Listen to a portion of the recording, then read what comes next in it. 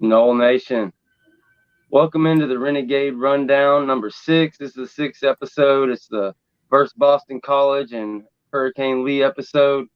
We've got our guy POLK from 863 Seminole TV on here. Thanks for joining us, POLK. I think we're streaming on both channels. If you want, you can go ahead and let the Renegade Report crew kind of know about your show and what you got going on, and we'll start talking some Seminoles football. Yeah, man, you can go follow me on 863 Seminole TV. We are the most interactive YouTube channel when it comes to this Florida State football talk. So I'm over here, and I know we've been talking offline for a while, and now we can do something on the channel together. And so I'm excited to see what we talk about. But yeah, if you want to, for whatever reason you're not aware of 863 Seminole TV, go over there and subscribe, please. But I appreciate you for having me on here tonight. Absolutely, man.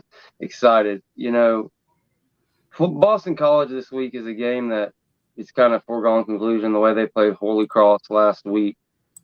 It's not going to be much of a matchup unless the team comes out completely sleepwalking. Kind of the main story line heading into this game has been this hurricane out there in the Atlantic. It's like unreal.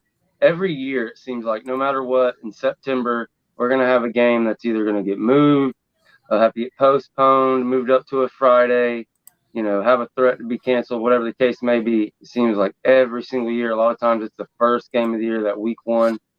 And then here we are in week 3, we're going up to Boston. And sure enough, we've got to worry about a hurricane hitting. All the way up in Boston. I thought that was crazy. It's unreal. The latest we've heard, it's east. Have you heard anything? What do you think? You think the guys will be ready if they have to play in some bad weather or what? Yeah, I think they'll be fine. I think from what I see, just the radars or whatever, the actual main part of the storm is still in the ocean. But the storm is so massive that it obviously is going to affect that whole eastern seaboard, basically. But no, I think they'll be fine. And in a way, I think maybe you kind of want to see them play in a not ideal situation and see how they respond and see how they react. So for me, it's a plus either way. As long as the game doesn't get canceled, because I do want them to play this game. I think we need this game before Clemson. Absolutely. I agree 100%. Little manufactured adversity from the good Lord above, man. Yeah, Get them out there with some wet ball drills and be forced to run the football. It really would be, it'd be an item you could check off the list of everything they've seen before you get to the playoff. And, if it happens to be raining in one of those playoff games, if you're not in a dome for whatever reason, I'm not sure. I think one of them's a Rose Bowl this year, so you're definitely out in the open there. Mm-hmm. It would definitely be good for the team. Boston College has a young quarterback named Castellanos. I believe he's out of Ware County. Super athletic. He's an athlete. He's going to make a couple plays. They've got a couple running backs that are pretty nasty, but they're just, especially watching the tape the first 2 weeks, you just don't imagine them being able to get the ball deep. And with them being kind of single-dimensional, wanting to run the ball and hit those screens and stuff, the defense is going to be all over them. But is there anything, in the matchup you want to see from our defense, maybe a spot of growth or maybe some young players stepping up in the week 3 match, kind of leading into Clemson week? I kind of mentioned it. Well, I've mentioned it before, but I'm interested just to see how they actually approach the game. Not so much anything I want to see specifically from the players per se. I'm just interested to see how they approach the game as a team. So last week they decided they were going to use the Southern Miss game to try some stuff. I don't have a problem with that because I believe, unlike in previous years where I'm not a fan of playing with your food, and this year we got enough depth and talent where Southern Miss was never really a threat. So I saw a bunch of people crying and complaining about how they approached that game. I didn't personally have a problem with it. So they chose Southern Miss to try different wide receiver combinations and different O-line combinations. And I didn't have a problem with that. Now, this game, I'm interested to see, do they approach it the same way? Because, look, shout out to Boston College, man. No disrespect, but you went life and death for the team called Holy Cross. So as far as I'm concerned, they shouldn't be in this game at any point. With that said, the big game that everybody circled before the season is next week. how do you approach this game in preparation for next week, I think is key. So I said all of that to say that. Yeah, man, I totally agree, man. It can be frustrating. You talked about last week, in the first half, they had Jordan Travis in there, and they're like, we're not going to run it. We're going to kind of throw into the teeth of the defense. Like you said, try some different things.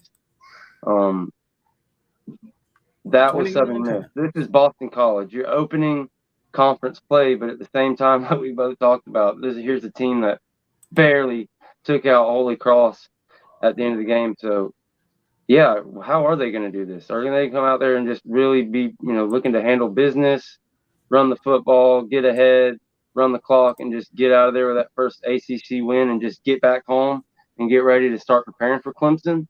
Or are there some formations they're going to try out? Or there's some things they're going to show Clemson maybe that they have absolutely no, no intentions of using, but yes, absolutely, exactly. you put some stuff on some tape that Clemson has to prepare for, but you don't have any intentions of using it.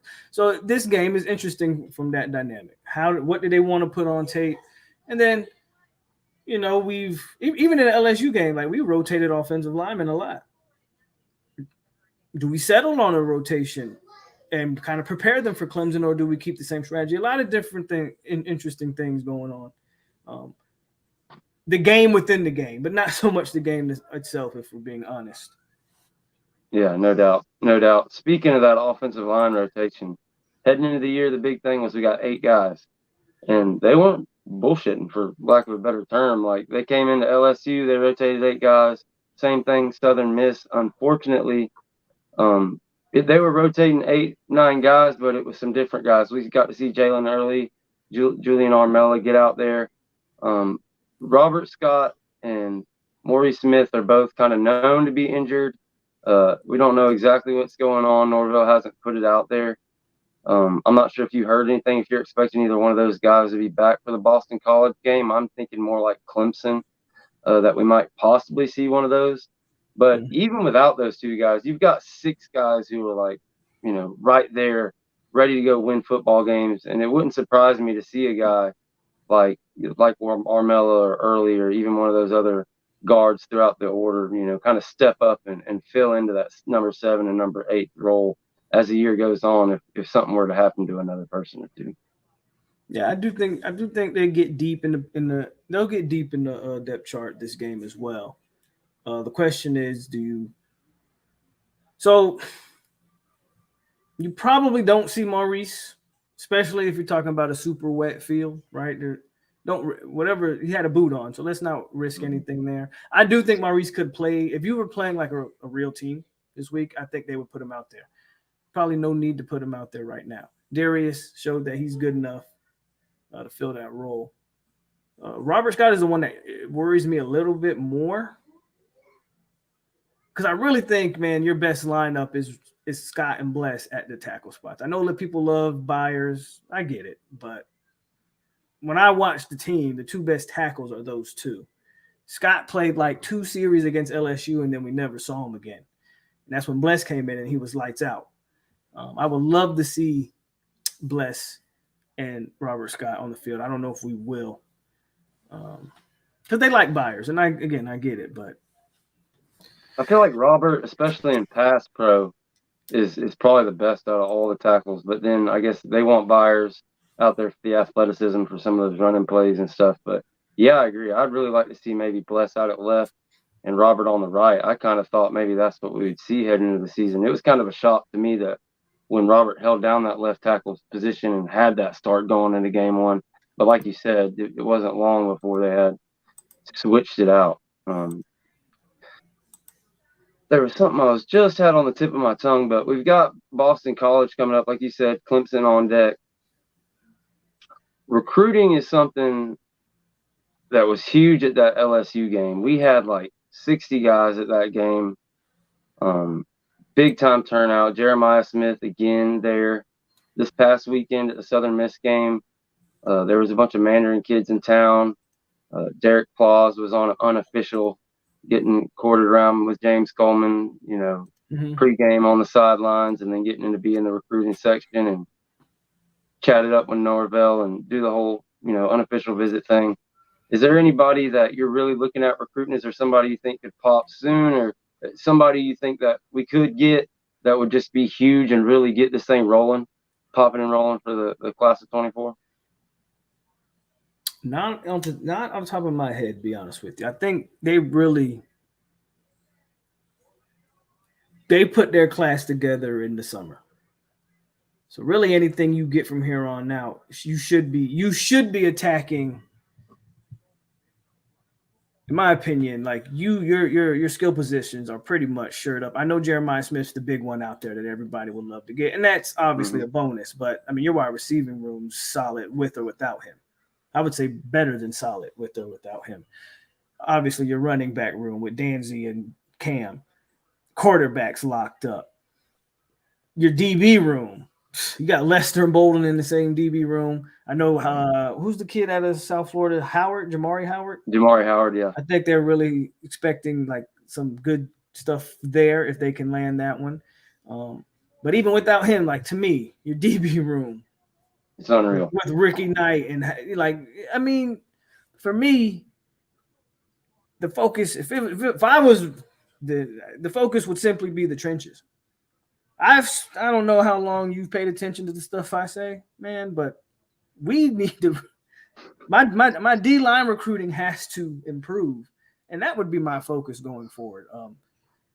And I don't even know if we're really in the mix for any top guys. I know there was talk about flipping that kid that's currently committed to Miami, but then that talk has seemed to cool down. So yeah, I don't have anybody off the top of my head. I know some position groups I would love for them to attack, but yeah. Yeah, no, defensive line is big. This class, we've been talking about it ad nauseum. Like you said, if you listen to any of the stuff me and Chris James let's talk about, it's like this isn't a big defensive line year, which makes it harder. But at the same time, time's ticking and years going by. We all love Odell. It's like you almost don't even want to be even critical of anything he does. But at the same time, we have got to get back into that upper echelon of defensive line recruiting, like you said. L.J. McCray is a name, a guy that we really cannot miss on. He's been kind of a big Florida Big Three lean this whole time. And sort of like Jamari Howard, it's really leaned our way the last couple months. So it would not surprise me if sometime either the next couple weeks or maybe in early October, he makes his commitment and we can get him locked down. That would be a huge one. You mentioned Artavius Jones, and yeah, that has definitely cooled down. But yeah, if we could get LJ, that would be really big for that defensive line for sure. Yeah, I would love McCray, but I think I read something today. I think Georgia and Florida are the two favorites there. Just from what I read. But again, everybody has different insights and stuff on that recruiting thing. I don't quite get into the weeds of recruiting. Mm-hmm. I just watch it and then give my predictions on it. And it's hard for me to predict anybody. I think Howard would probably be the next guy if I was picking a commitment. I think he would probably be the next guy to commit. But outside of that, I don't know. I don't know who Florida State's really targeting that strongly. I would like to see. I think Atkins might have a few tricks up his sleeve that he's being a little bit quiet on, but that's just an observation from the outside. No doubt. There's no doubt, man. The thing is, you kind of nailed it. They got the core of the class locked down in the summer. So for the majority, most of the class together, I think we're about 21, 20 guys, 22 guys. Mm-hmm. So they're whale hunting. There's some guys that they're probably after that we don't know anything about, that they're keeping it on the low. And I think they're going to really try to make that run on National Signing Day to try to jump up a few spots.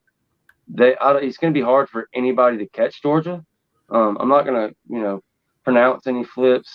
I've already predicted Jeremiah Smith to end up in the class when we kind of landed Bolden. That was kind of a condition I put on. If we could get Bolden in the class, that I thought Jeremiah Smith would definitely pop. He's been on campus 8 times. And then he was at the LSU FSU game. I believe he's going to be back for the Miami game. I think Keon's a big deal for that. Absolutely, no doubt. I think if Keon, and I think he will, but I think if Keon can finish, he don't necessarily have to win it, right? But if he can be a finalist for that Biletnikoff and have the type of season we think he's kind of on pace to having, where talking double-digit TDs and probably 1,000 plus, that might be a big tipping point for that recruitment.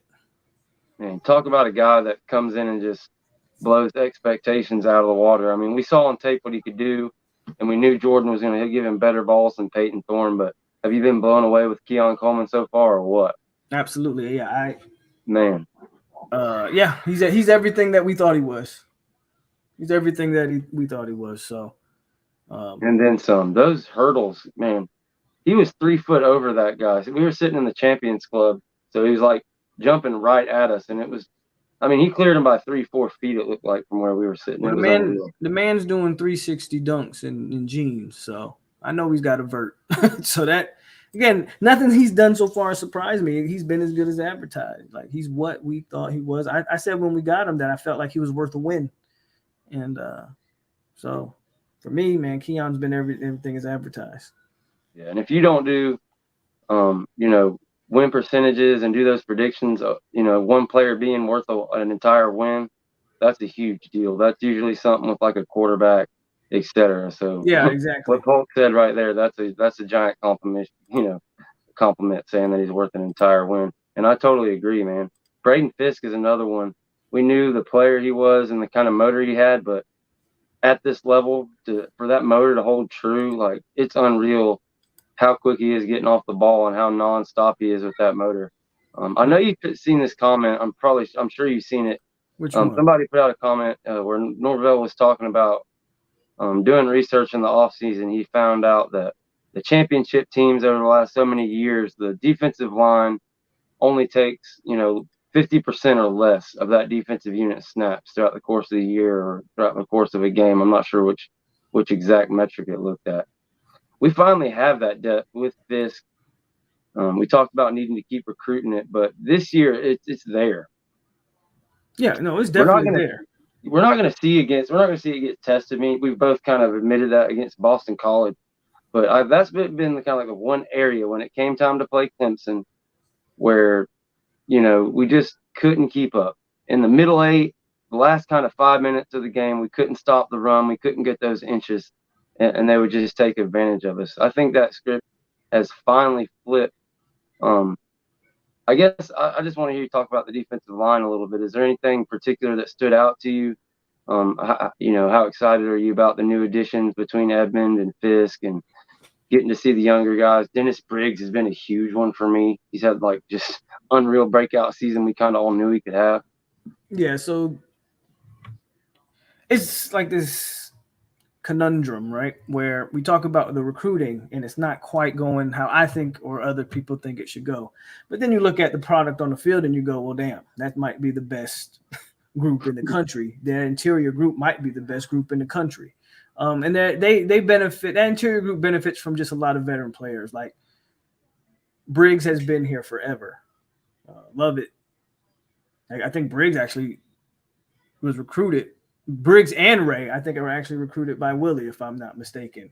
And Lovett was one of the first transfers I think Mike Norvell got. Him and Jerry Jones, I believe, transferred from Mississippi State together.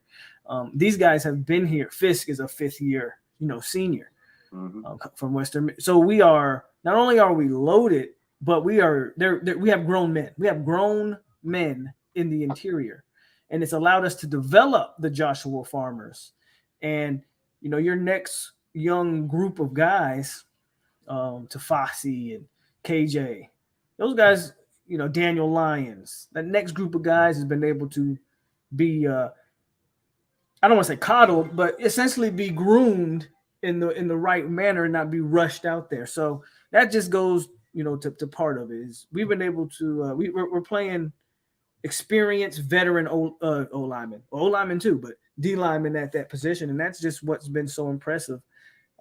Briggs has always shown flashes, right? Mm-hmm. And I'm just happy that Briggs is getting an opportunity to because Briggs has been versatile. I mean, from year to year, they've moved Briggs from DN back inside, back outside. And now he's finally had a chance for 2 consecutive years to be an inside guy. And then you're starting to see that pay off, right? If we can get Lovett fully healthy, I think you'll start to see that stuff pay off. Yeah, I'm excited that we got some stability there for sure. But because all those guys are veterans, that's why we kind of look towards the recruiting and okay, Lovett's definitely gone after this year.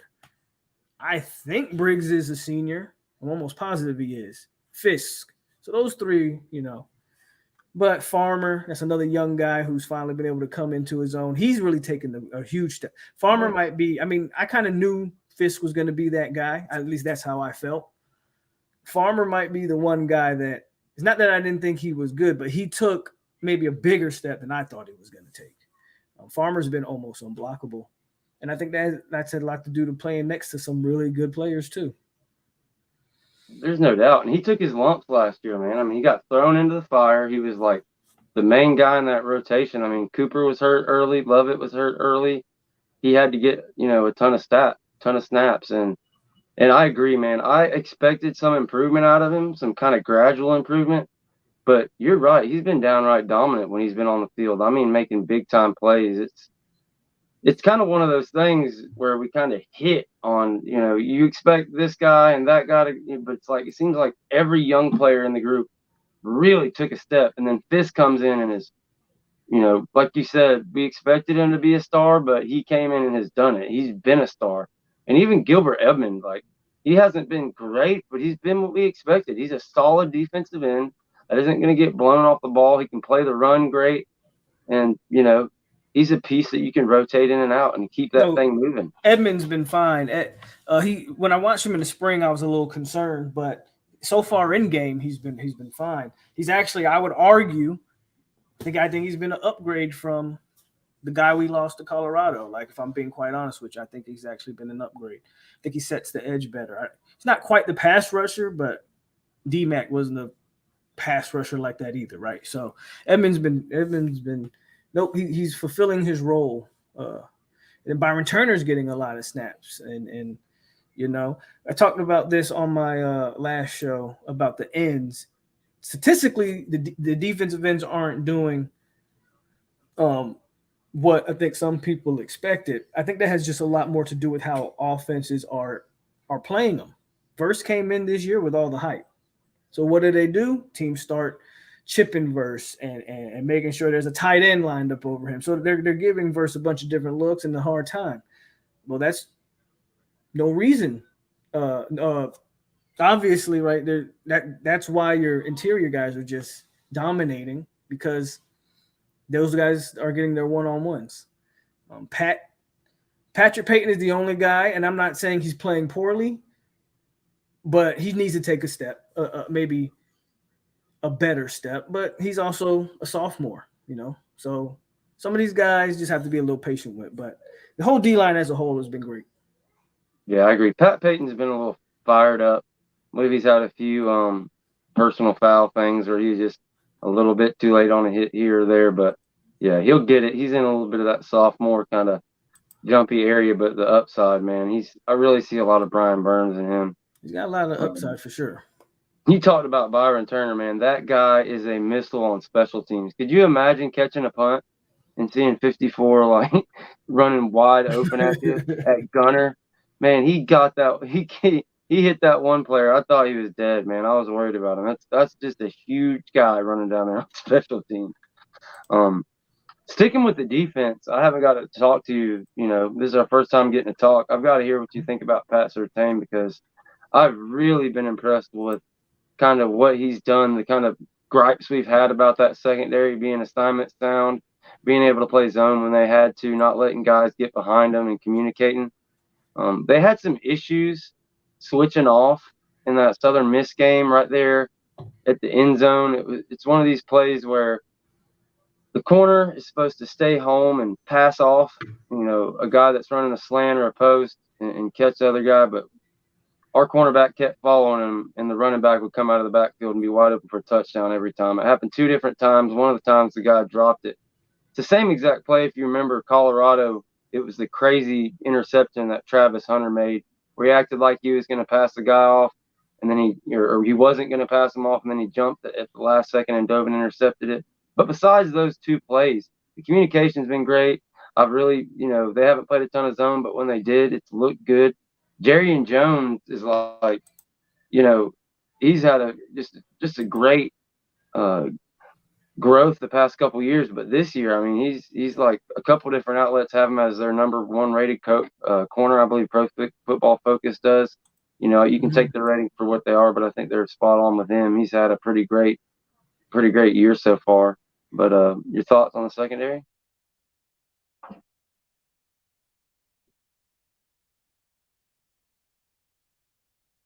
Breeze. It's back. I think you're good. Am I good? Yes, sir. Did you hear me? Did you hear me ask about the secondary?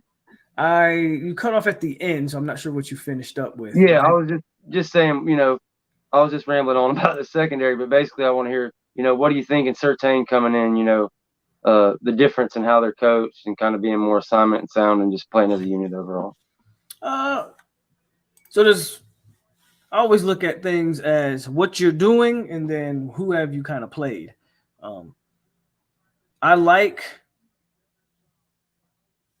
I think the secondary, it's hard for me to gauge them. I don't think they've played bad at all. But then I also look at who they played. And in my humble opinion, and even when I look at the schedule, I don't know if Florida State's going to play an elite quarterback this year. I don't see him on the schedule. Is it the Duke kid that's the best quarterback we play? Maybe it's TVD. Maybe those are the two. I never thought highly of LSU's quarterback, Daniels. And I thought even less highly of the receivers. People kept hyping up their receivers for 2 years straight. They hyped up those receivers. And guess what? I didn't see anything. I haven't seen anything from them still. So I say all of that just to say, I don't know if they've been challenged really yet. And I'm not sure they will be because we've got Clemson. They won't be challenged against Boston College. You got Clemson coming up. Klubnik has looked, I don't know, below average. And nobody really thinks Clemson's receiving core is a threat. So again, are we going to be challenged there? I don't think so. I like the young guys that I've seen. I think Ronaldo Green is a very steady player out there. We don't talk maybe enough about number 8, but that usually means that the mark of a good DB is when you never hear his name. And that's what makes number 8 so good. You never hear his name. Shout out to Jarian. He's playing better than he's played since he's been here. I think that also has a lot to do with where they've moved him. They've taken him off the outside, and they've put less responsibilities on his plate, in my opinion. They've given him a chance to succeed, and he's taken advantage of that. And the safeties have been a little better than I initially anticipated. So ultimately, I think Pat's doing a good job. I'm interested to see when he gets some high-end talent out there. Not saying that they don't have talent out there, but you got some special guys that's coming to this. Oh, yeah, next year is going to be fun to watch. Yeah, I agree, man. I'm not a big believer in Jaden Daniels, so, he's a great quarterback, but a big part of that is his legs. I've never believed if you make him one-dimensional, he's not going to stand there and, like you said, really threaten your corners and safeties and make them play at an elite level. Pretty much if they're in position, they're going to be all right. Yeah, and I don't think we've played a guy like that yet. Yeah. And I'm not sure we will play a guy like that. And I'm happy because, man, in years past, it's been a murderer's row over there in the Atlantic, the amount of quarterbacks and stuff we've played. But really across the country, you look at the SEC and it's like, my God, there's not quarterback anywhere. The Pac-12 has all the quarterbacks this year. Yeah, it's unreal. The Pac-12 is definitely quarterback league this year. It's unreal. Their last year as a conference, basically, as of today, and they're arguing for the number 1 conference. And you can talk about ACC for number 2 or right up there with them. The SEC has just they've got the players, but they are in it seems like just so many teams in transition modes. It's just rough. I believe 4-1 against the ACC so far, and the one win was against Virginia. Yeah, oof, that's tough. Because they don't have good quarterback play. Yeah, it's unreal. I don't know about you, but this year it's tough. I don't know about you, but this isn't a surprise to me. My preseason playoff prediction didn't include a SEC team. It didn't include. Who do you have?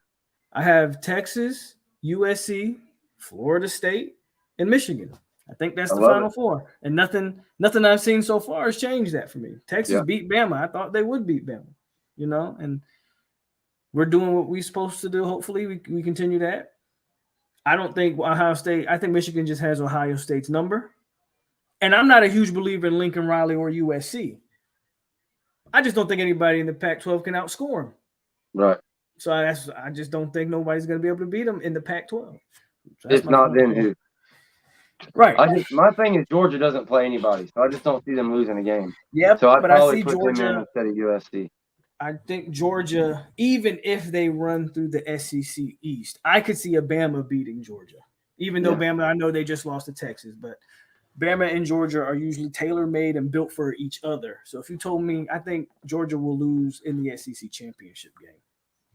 I want to give a shout out here to Jeff Hill. He did a $2 super chat. Go Noles, what I missed. Man, we just kind of talked about the Hurricane and the Boston College matchup a little bit. We talked a little defensive line. Just got through talking some secondary, and we're kind of moving over to Clemson now, man. But again, thanks for that super chat. Shout out to Jeff. Yeah, appreciate you. Appreciate you, Jeff. By the way, guys that are in my chat, I don't have control of my chat, so that's why I like you guys.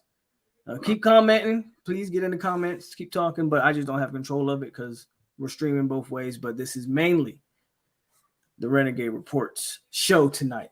Yeah, appreciate it. This is actually the first time I've had it, stream. I not sure exactly how it works, but pretty sure I knew that was your chat. But yeah, just if you see anything, I'll throw them up there as I see them come up. Try to not let you miss them. But yeah, I don't have quite as good as setup there for doing the different comments and putting up graphics and stuff. But we appreciate y'all bearing with us. And again, thanks, Jeff. And on to the next. We got to talking about Clemson. When you look at the ACC as a whole, it's been really surprising somewhat.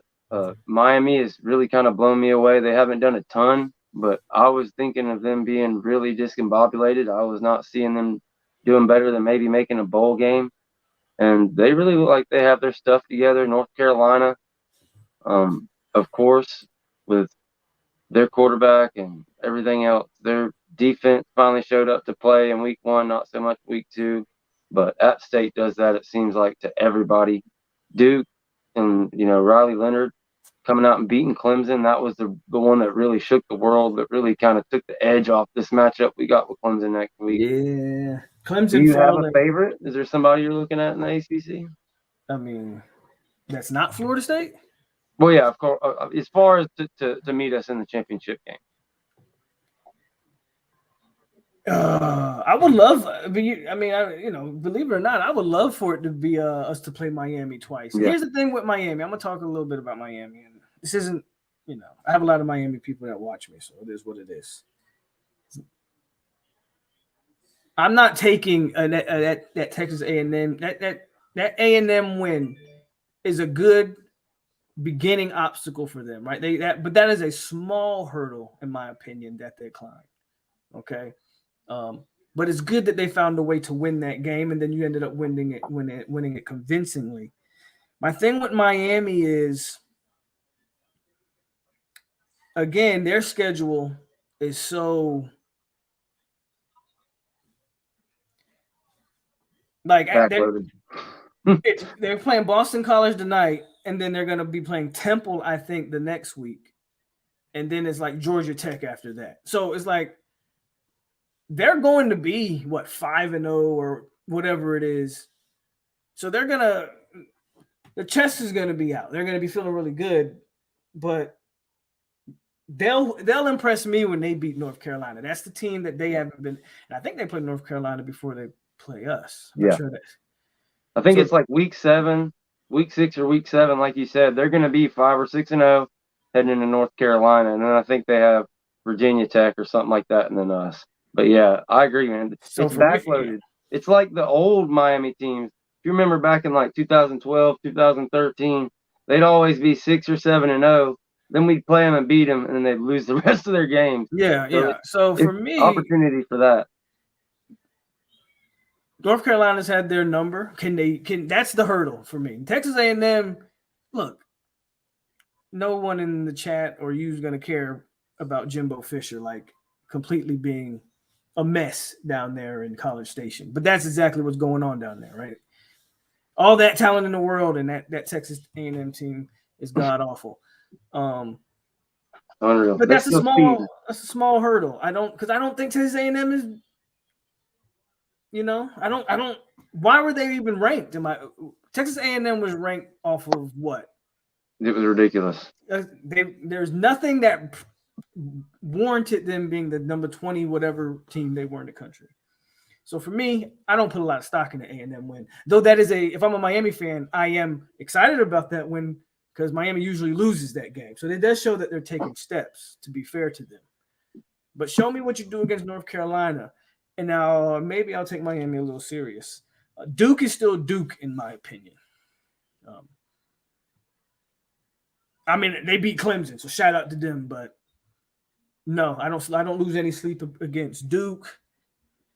North Carolina is the interesting team there. I would actually like that matchup. I would like for us to play a quarterback like a Drake May. Because, again, I don't think we play a real quarterback. If we could see Drake May in the conference championship, I think that would prepare us for if my Final Four ends up being the Final Four, look at those quarterbacks. That's Caleb Williams. That's Quinn Ewers, who I think Quinn Ewers is completely slept on. I think he actually might be the most gifted passer in the country. I don't know too much about Michigan's quarterback, but just those two quarterbacks that I just named, I mean, that prepares you to play those two type of guys. Yeah, Quinn's a beast. There's no doubt. I agree with you on him, man. He looked like a freak from the time he got in that Bama game. I mean, I think he got dinged up in that game or something, and he wasn't quite the same the rest of the year, but he's that dude. He's looked like that dude this year. And I mean, we all saw what he did to Bama in prime time. Absolutely. So maybe I would like to play Miami twice if that's possible. North Carolina's an option. And Louisville's still the big sleeper because, again, Louisville does not play us or Clemson.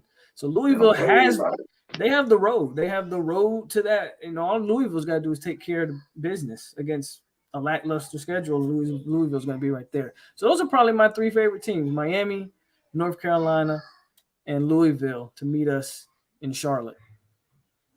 Yeah, Louisville, it's crazy. They miss like everybody. I still don't know if they've got a talented enough team to make it, but their schedule is super favorable. I'm not going to name them because I might get one wrong, but I know for sure they miss us and they miss us and Clemson. Yeah. But I know they play Miami.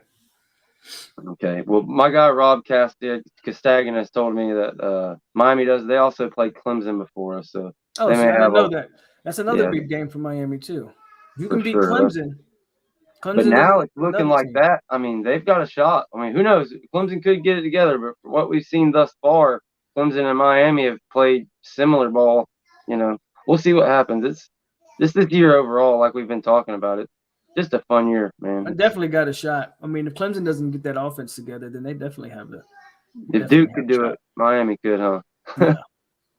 Mike Elko has really got Duke playing well, but Miami has whether you want to believe the blue chip ratio or the level of talent they have down there, they definitely have more talent than Duke. And if Clemson doesn't play their play right, they can get beat. Miami, that game is going to be huge. That's our one big home game this year.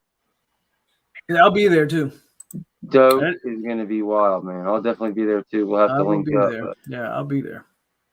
If what Southern Miss was anything like, if that's any indication of what the Miami game is going to be like, Tallahassee is going to be just an absolute madhouse. Well, if Miami continues to take care of business, that game is definitely going to be nasty, for sure. Miami just got to take care of business. Yeah, if they take care of business, you're looking at a top 10 matchup, Florida State, Miami. I mean, absolutely. How many years has it been since it's been like that, and they still hype it up, and it still does big numbers year in, year out. So the last top 10 matchup was 13, wasn't it? I believe so. They were number 7 in that one, and I believe it was 45-17. Yep, and then they fell off. That's the kind of year it feels.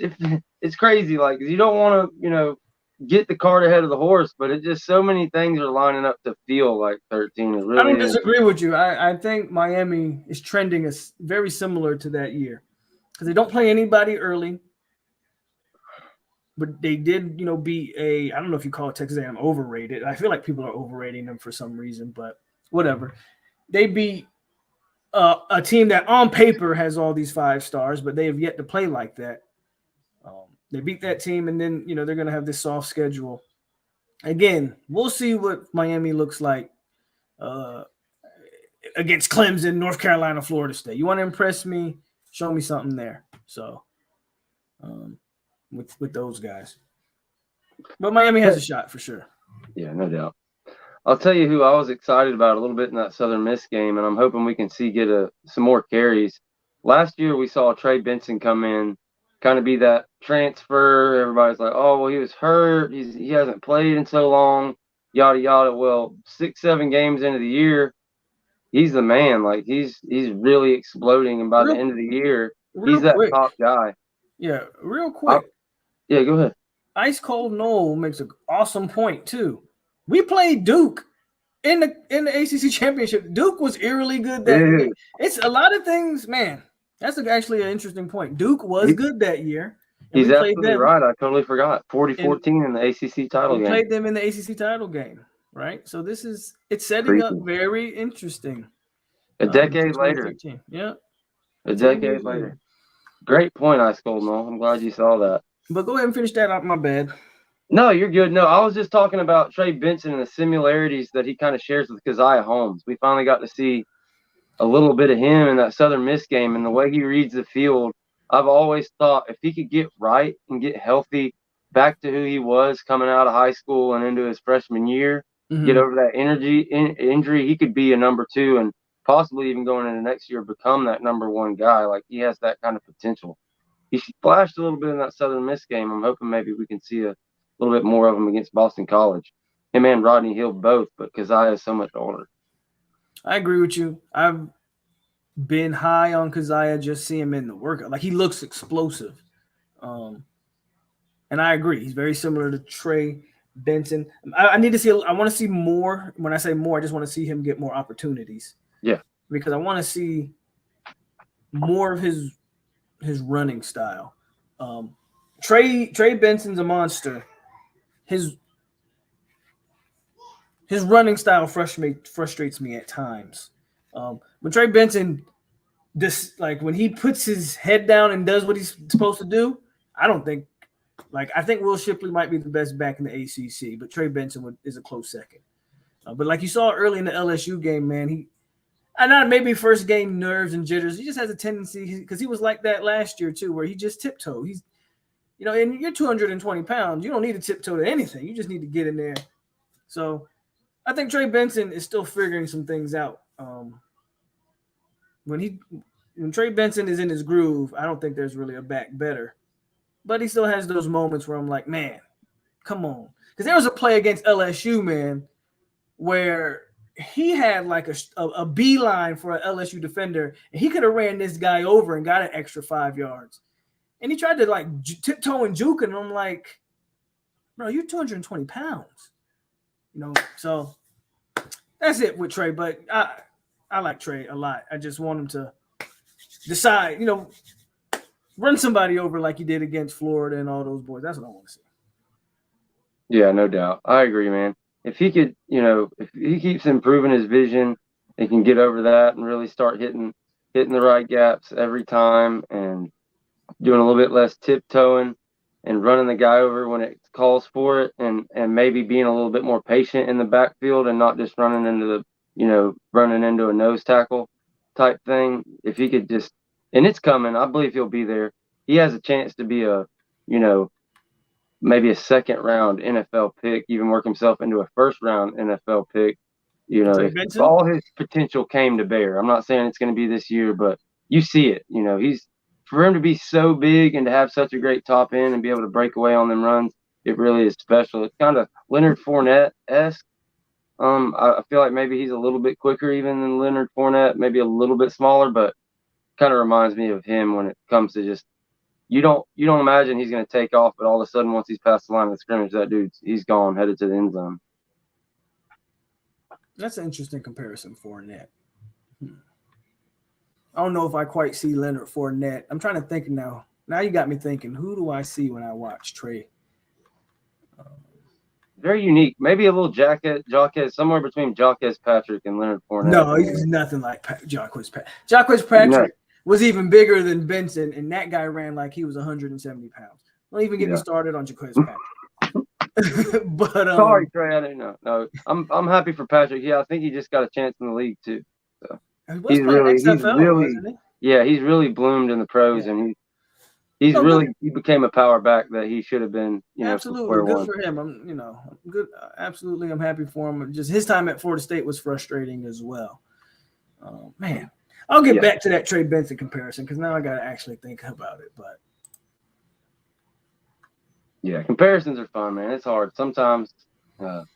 Sometimes they sound good, and then sometimes you have the reaction like you have. But yeah, I was thinking more, I guess, Jock as Patrick now than back in. Man, that's been a long time. Long time. You have guys like Devontae Freeman who it's like you don't even appreciate him, and it's like, oh my gosh, he's gone to the NFL, and you look back and you're like, damn, that's one of the best backs we've ever had here. I think Lord Philly's going to be like that, man. All that dude does is make plays, and guys like me forget to mention him or pass him right by. But as that kind of NFL, third down running back, he's just so clutch. He's always there. Philly. I mean, he's a guy that we don't talk about enough. He's a guy that we don't talk about enough. I say this all the time, every game with that guy. He's good for a catch out of the backfield for like 40 plus yards. He's good for a couple big runs. He's just good for, all around. Philly's going to have about 80 yards of total offense, which doesn't seem like much on paper until all of a sudden at the end of the year, you look at the stats and you're like, whoa, this guy is all production. Like Philly is one of my favorite players. Obviously, and he wears number 9. He's not quite that number 9, but he does wear number 9. Yeah, I like Philly, man. I kind of like all our running backs, to be honest with you. I think Rodney Hill has a bright future. I think Rodney Hill, he might be the most special guy in that room. He's got all the tools, man. When he puts it together and matures, like maybe next year, like he could be Heisman campaign type dude before he leaves. Like he just does it all. Like you said, he's probably the most complete back out of everybody there. He can go out for a pass, he can run it inside, he can run it outside. And he's really, really flashed in some of these games. You see it, but still young. He's still, it's harder and harder for him to edge out carries. But shoot, the more he keeps putting his talents on display, the more carries he's going to get. I just want to remind everybody in the chat. I know a lot of guys in here from POLK's channel. It's not how it usually is. He's not controlling it. But if y'all have any questions, feel free to throw them up in the YouTube chat, and I'll throw them up on the screen, and me and POLK will try to answer them for you. If you get anything in, we'll probably go about an hour. That's what we usually do, so another 13, 15 minutes maybe. Thank everybody for joining us, man. Is there anything you wanted to share with my channel or let the people know coming up? Anything coming up? I mean, I use obviously my Saturdays. He said, "Wait till we see Singleton." Yeah, I mean, hey, I know that's a lot of speed, Chris. I'm with it. I know that's a lot of speed, but nothing really coming up. My channel is every Saturdays, man. You're gonna get instant reaction Saturdays, so if that's something you're interested in, that's what you're gonna get from me. But as far as like with the team, I'm just ready. I'm ready for that Clemson game. I'm ready. That Clemson game is just gonna let me know where we are. LSU is cool, but that Clemson game is gonna let me know if it's time. If you need to go ahead and book your tickets to Charlotte, because Clemson just holds the edge in terms of what, 9 straight? Is it 9 straight? 7? How many? I want to say 8. Maybe somebody meet in the middle at 8. It's a bunch. Okay, yeah. It's too long. Way it's too long. And if you're not gonna do it this year, I don't know. When are you gonna do it? When are you gonna do it? If we get past that, good luck to every other team on the schedule, man. Yeah, I agree, man. It's been 8 or 9 years. Been way, way, way too long. And that's a measuring stick. Regardless of whether they're a playoff team this year, they lost to Duke, whatever the case may be, they're the deepest team on the defensive line. They're that kind of juggernaut that it's just time to get past them. If they're down, from a talent standpoint, Clemson is still the biggest threat on your schedule. Now they might have other issues as far as offensive coordinator and quarterback. Just from pure talent, if you can't line up and beat Clemson, then just reevaluate where this team finishes. That doesn't mean you still can't have a great season. But if we're talking what we think we're talking, 2013-ish, at least the playoff spot, then Clemson has to. I ain't saying you got to go out and put 50 on them again like you did in 2013. Just win the game. Yeah. Just win the game. So, as far as UT and UF score,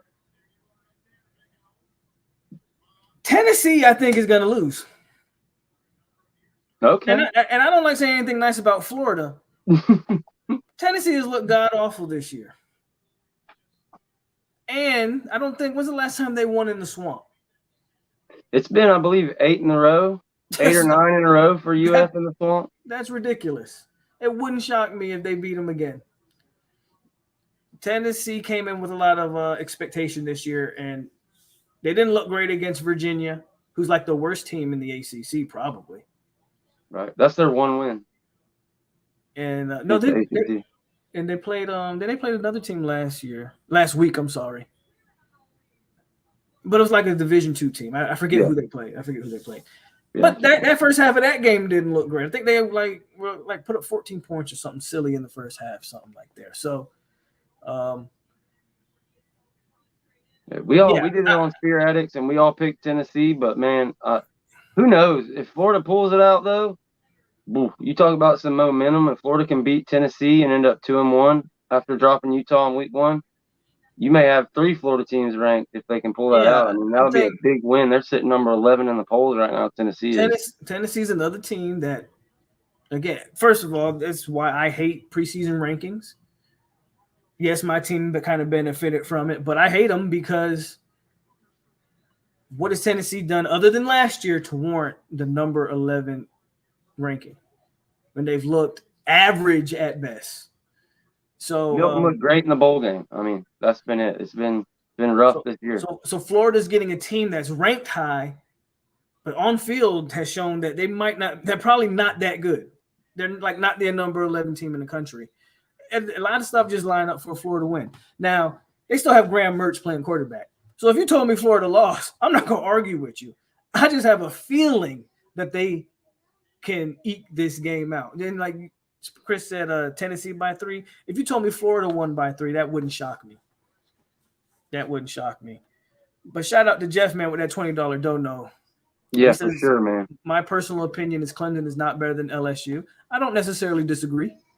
And I think LSU can beat Clemson, probably. So I think we can blow Clemson out. I don't know about the triangle theory. That's not how the game's played, but I understand what you're trying to say. The second half of North Carolina, I think we play second half. Oh, we blow them out the second half. I'm sorry. And you think we play North Carolina in the ACC championship game. I would like that. But I appreciate that. I appreciate that, Jeff. Like always, man, I appreciate you. For sure. Yeah, it's kind of a matchup thing. I wouldn't disagree that I'd probably pick LSU if they played Clemson tomorrow, but I would pick LSU last year. We kind of had the mental edge on them. It's just getting that monkey off our back, and just like all these guys that have been here multiple years, they've all played Clemson. They've all lost. We were doing pretty good last year, and then, like I said earlier, that middle 8, they kind of dominated us when it was time. So it's time to just get that monkey off our back, whether we blow them out or not. Like you said, just get the win. And I'll be happy. I don't care if we beat them worse or less than LSU or whatever the case may be. Just get it out there with a victory, and then it's going to be trouble for the rest of those ACC teams. What works in our favor is Klubnik's still trying to figure it out. Whether he figures it out or not, we'll see. I don't believe Clemson has a good O-line. That offense has shown that it is Will Shipley or bust. And their secondary is not good. As a matter of fact, this goes back to the entire schedule. I don't think we play. Florida might have the best secondary we play. Because I watch Miami secondary, not impressed. Their safeties are good for sure, but what they have at corner, I don't know. You know, you said it. We saw Texas A&M, and we don't know really what we were looking at against them. They say that a lot of the stats that Texas A&M got were garbage time stats. I didn't watch the game that close. I thought Texas A&M led early, and then Miami took it over and won late. There wasn't too much garbage time in there, but we'll see. I know the one safety got hurt. Everybody say a prayer. Hopefully he's doing better. I haven't heard anything crazy, so I think he's doing all right. I think he's got feeling and all that good stuff. It's nothing that scary. Yeah. But that was a really scary hit in that game on him. I believe it was Cameron Kitchens. Whew, you hate to see that in any ball game. Rivalry aside, that freaking sucks. So hopefully they can get him back by the time we play and we can get him at full speed. But yeah, I agree. The safeties are good, but no secondary doesn't scare me. We've got Keon Coleman and Johnny Wilson. I mean, if our guys, it's just up to them to catch it. If they catch it, That's it. we're going to be Gucci. So if we catch the ball, we're good. Yeah. And then that doesn't even account for all the underneath stuff to Jaheim Bell and the other tight ends. Like the offense has done what we expect. They I don't think you can game plan for them. I don't know how you game plan for them. Take away the pass, we can run the ball. Take away the run, obviously we go up top. So, man, who knows what Destin Hill is going to be by that time of the year?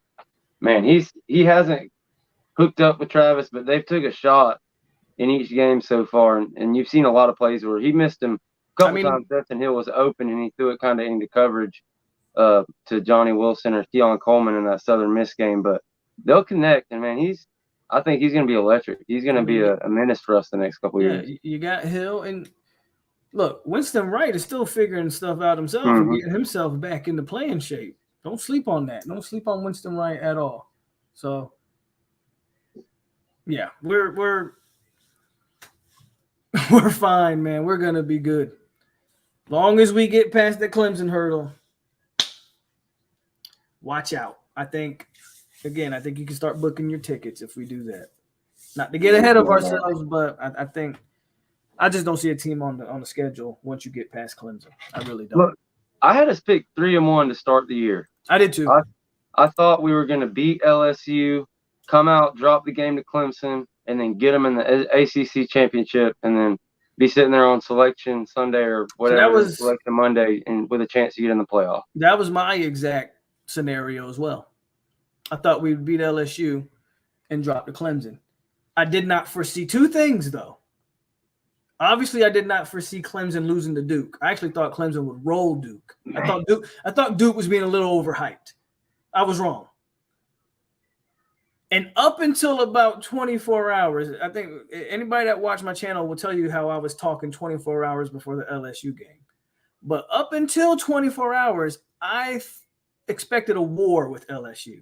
And something for me clicked in that last 24 hours. And I got on here and I said, I think we might blow these guys out. And that's what we did. So those two things kind of changed for me. So yeah, I just don't see a weakness on our team. I won't say I don't see a weakness. I don't see a weakness that a team can exploit. I'll say that. We have some weaknesses that maybe once you get to the playoff, hopefully we have it figured out by then. But nobody on the initial schedule, I don't think, can exploit any of our true weaknesses. Yeah. Spear Addicts Media, our guy Chris Frazier made a good point. He said Jacobs had a nice TD. Vandravius Jacobs out of Vero Beach, the true freshman, as well. He'll be special next year, and he definitely will. We got players, and that's one of the things that dispels this talk about, hey, man, when they better win now because when Jordan Travis leaves and listen, we're good. We're going to be good. Now, are we going to be a playoff favorite next year? No, but we'll be fine. Everything from the O-line. I mean, I don't know if you better pay attention to some of them young linebackers like Omar Graham and Blake Nicholson. We're going to be fine. Nicholson. We're going to be fine. Nicholson in that Southern Miss game, my guy. Yeah. We're going to be fine in the coming years. We're going to be fine. We're going to be absolutely fine. When he tracked that ball down against Southern Miss, and I was sitting next to Chris and James in the stands, and I was like, who is number 18? He's in perfect phase. And they got there, he threw the ball, and I was like, turn around. And he turned around right at the last second. He's an athlete. If you watched him in a beautiful play. I was like, who's 18 at DB? Who is this white DB? I was freaking out. I was like, oh, shit, that's linebacker. That's Blake Nicholson. I haven't seen a play like that from a linebacker in how long? I think it's beautiful. I think he played in the Army All-American game. Go watch him in that game. He had an interception in that game.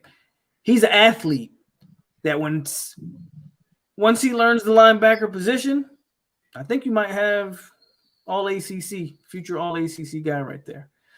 I got to sit with you guys at the Miami game so you can say, hey, Should have told me that before I bought my tickets. You're good, man. We'll figure it out. We'll make it happen. Shoot, but I'm gonna be there. Definitely come through the tailgate. That tailgate, I can only imagine how big that one's going to be. Tallahassee is just going to be nuts. I'm gonna be there, and I'll be there. So, I mean, I saw Chris the last time I went to the not the LSU Oklahoma game.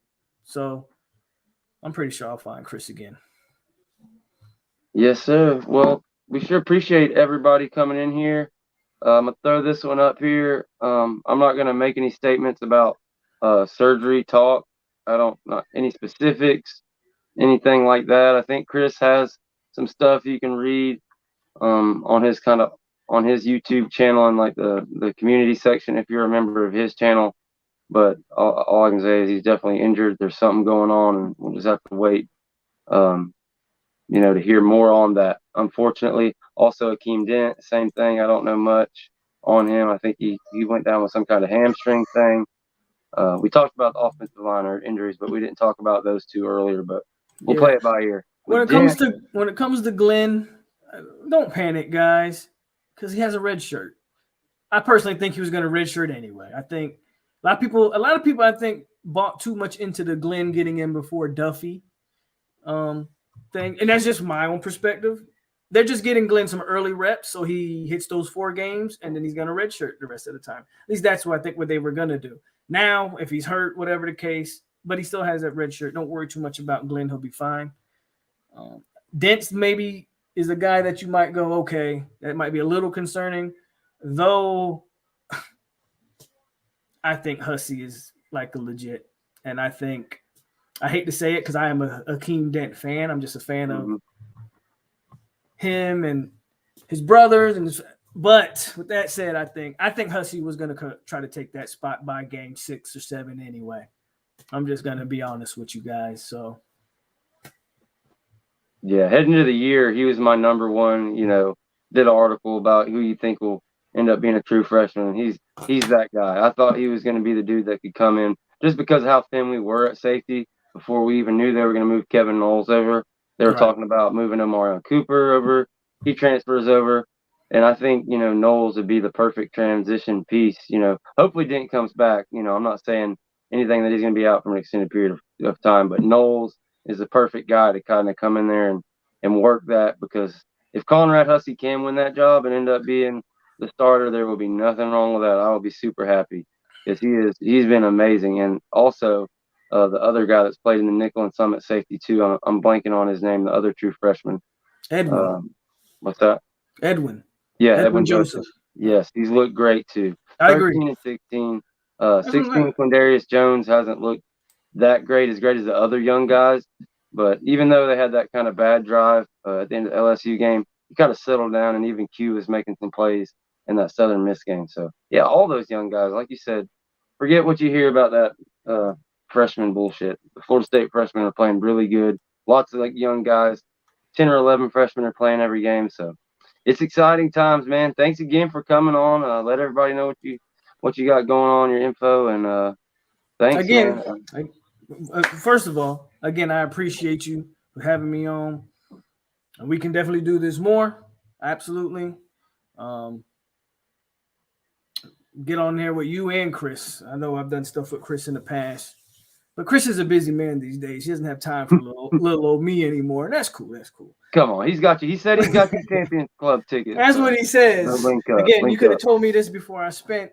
I'm going to tell you how much I spent on the Miami tickets, but you could have told me that beforehand. Chris has my number. But anyway, again, I appreciate you for having me on for sure.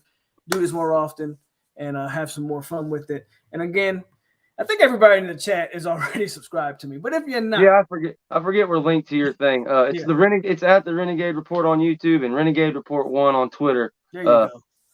863 Seminole TV. I guess I'm the one that should be kind of plugging stuff, but so if you're not subscribed to me, go subscribe to 863 Seminole TV. But more so, go show the Renegade Report some love on YouTube. Go subscribe to him. I think he's at 395, man. So let's get him up to 1,000 subscribers. Let's do what we got to do to get another FSU content creator out here and get him going.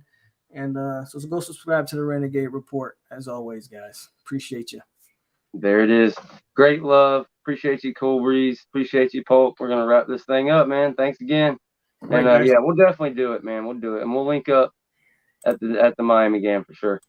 November 11th. I'll see you. We'll see you there. Go Noles, and we'll catch y'all on the next one. Go Noles.